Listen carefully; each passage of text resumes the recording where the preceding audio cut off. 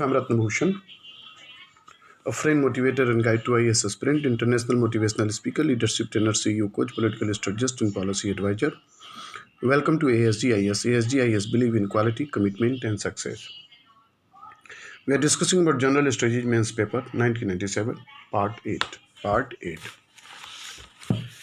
Now, the number one question is, what measures has the government taken to make women economically independent and self-reliant during last decade? What measures has the government taken to make women economically independent and self-reliant during the last decade? The answer is, I'm talking about around 1990s. To make women economically independent is necessary to raise social level of India. For these aims, the government of India, apart from various state governments, had proposed various schemes in this direction in last decade.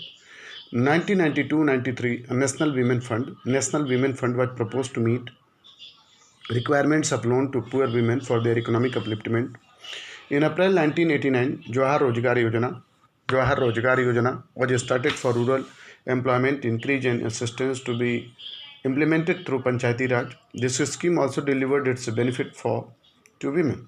Mahila Samriddhi Yojana 2nd October 1993 was aimed at developing saving habits among rural women and to provide them economic security through higher interest rate over their savings.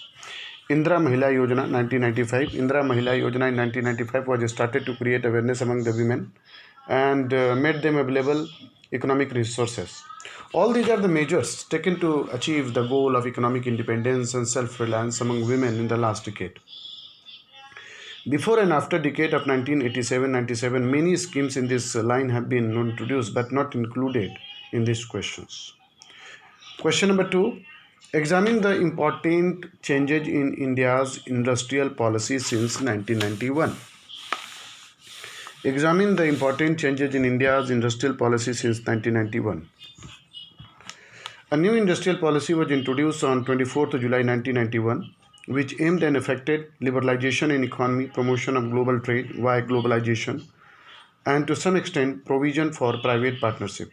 For these measures proposed were elimination of requirements of registration and licensing for establishing new industry or expanding the existing units. 2. No requirements to get government's permission for foreign technical cooperation. 3. Raise the limits of foreign investment up to 51% from 40% in most priority sector. Except industry listed in the second schedule, all other industry were excluded from licensing process. All industrial sectors open for private entrepreneurs except arms and ammunition, nuclear energy, oil, coal, railways and some listed minerals. These steps are taken to boost the economical progress and industrial growth in India. Question number 3. Discuss the advantages of alternative scheme of devaluation. Alternative scheme of devaluation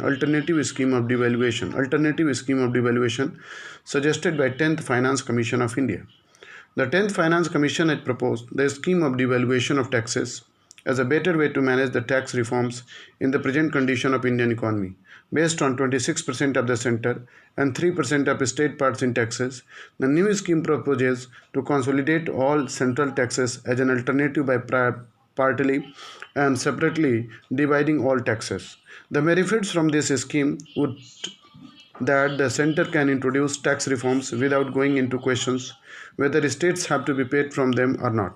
Article 368 and Article 269 Article 268 and 269, Article 268 and 269, Article 268 and 269 related to tax will come under this scheme, so their potential exploitation would be possible.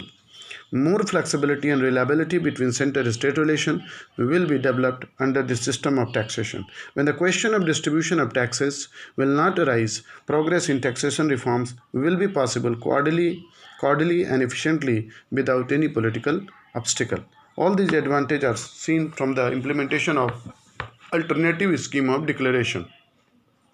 Article 268 and 269 related to tax will come under this scheme, so their potential exploitation would be possible. Next question. Discuss the origin of monsoon in India. Discuss the origin of monsoon in India. In India, India witnesses two types of monsoon. Winter monsoon, October to December. Winter monsoon, October to December. Winter monsoon, October to December. Summer monsoon, June to August. Summer monsoon, June to August. Summer monsoon, June to August. Monsoon is associated with the seasonal reversal of winds over the Indian subcontinent. India's subcontinent lies in the northern hemisphere. In winter, landmass in north of the Tropic of Cancer is characterized by cold season and high pressure. These high pressure winds flow towards the southwest direction from the northeast and causes rainfall in the parts of the southern peninsula. The easterly depression causes rainfall in winter. The summer monsoon, which is June to August, the summer monsoon is brought to the southwest winds. Southwest winds. The movement of the sun over the Tropic of Cancer hits land masses of the Indian subcontinent, causing low pressure condition. Moisturized winds from the Indian Ocean, Arabian Sea, and the Bay of Bengal bring rainfall over different parts of India. The vacuum created over North Indian plain due to withdrawal of westerly jet help in attracting moisture air from the Indian Ocean. Apart from the surface level winds, the upper atmospheric condition also influence the southwest monsoon in India. Mango showers. Mango showers are especially characterized rainfall over the southern tips, especially Tamil Nadu. Mango showers. Mango showers are especially characterized rainfall over the southern tips, especially Tamil Nadu. The next question is, what measures has the government of India taken for the development of tribal areas in India? What measures has the government of India taken for the development of tribal areas in India? In India, our constitution makes a special provision for the development of tribal areas and caste. The welfare ministry is responsible for the schemes and implementations related to tribal areas. Various spheres in tribal areas are being developed by the government under various schemes related to education. Number one, education. A scholarship is provided. Schools, buildings, and literatures are made available to impart education. Two, economic development. Schemes related to establishment of small and cottage industries, agricultural development, and subsidies are implemented by the government under various names, making special provision for tribal areas and people. Third, health. Related facilities are made available to people and mobile clinics are used to serve in remote areas. Fourth, shelter. Many schemes make provision to develop shelters and sanitation facility for them. Indra Awas Yojana, one of them, implemented from 1885 to 66. Thus, various schemes not especially made for tribal areas have certainly a special provision to develop them.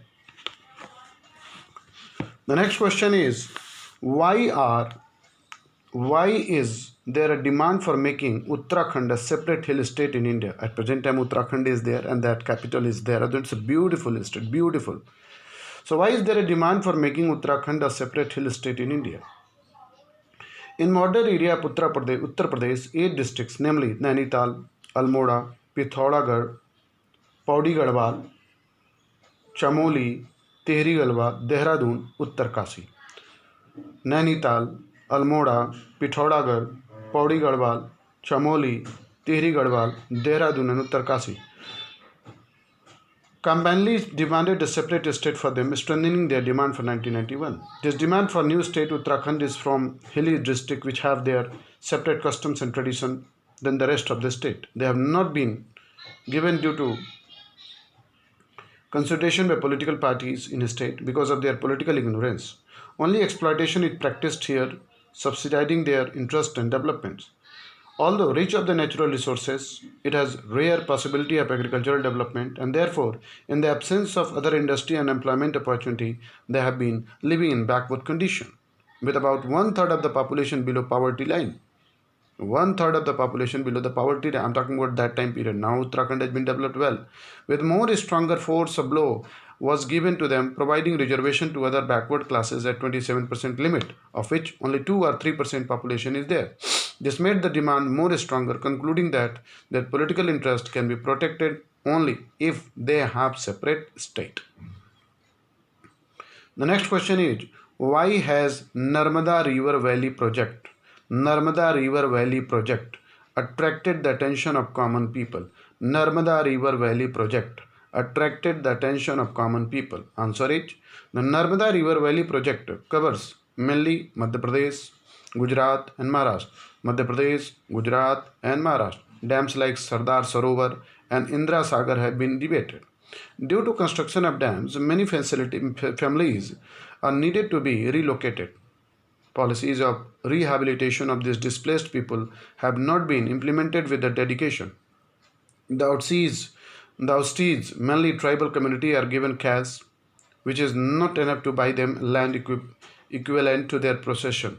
Even if they are given land, it is rocky and uncultivable. All these factors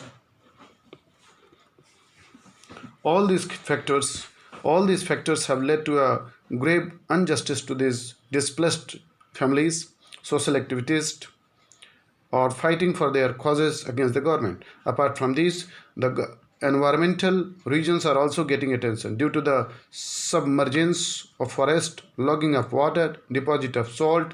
Ecological balance is also in danger. However, the objective of developing the region by hydroelectric power generation and irrigation facility